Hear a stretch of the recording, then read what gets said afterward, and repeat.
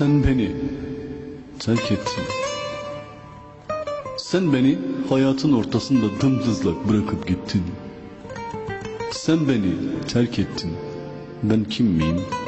Varoşlar Prensi Fahrettin. Sen gittin diye ben biter miyim bebeğim? Sen beni bıraktın diye yıkılacak adam değilim ben bebeğim. Ben ki şiirimi Kamboçya'nın pirinç tarlalarına saplamışım. Sen beni yıkamazsın bebeğim. Ben ki daha yazılmamış şiirlerin şairiyim. Okunmamış türkülerin türkücüsüyüm ben. Sen yoksun diye ben yıkılır mıyım bebeğim? Şimdi sen gittin, ben bittim.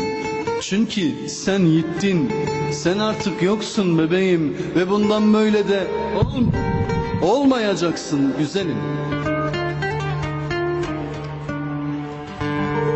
Sen giderken kendini götürdün. Bana bir şey olmaz güzelim.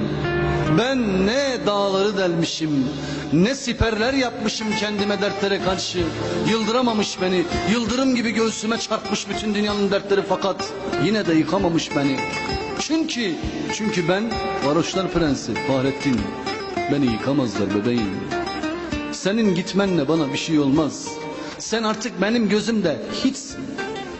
Sen benim koynumda beslediğim yılan mısın? Sen benim kapımda köpeğim olamazsın. Sen gittin. Giden sendin. Bendeki senle şimdiki senin ne alakası var? Çok değiştin güzelim. Sendeki senle bendeki sen aynı değil. Git şimdi.